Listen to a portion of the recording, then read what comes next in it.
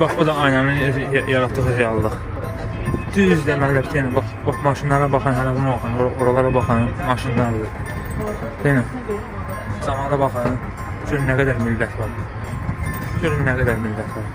Gecədən qalana bax, gecə saat 12-dən növbə gözlərə bax. Deyin, buna baxın, millət var, yerə. Millət var. Deyin, baxın, burada millət var. Aynanın yaratdığı reallıq.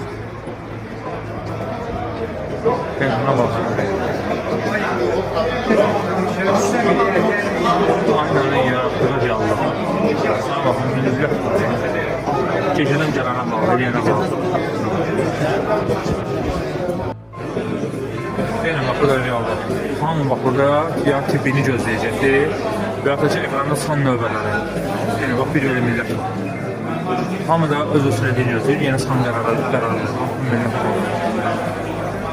Arada çıxan aşağıda, çox da rəfəqə var, arada gözləyənlər var. Reallıq budur.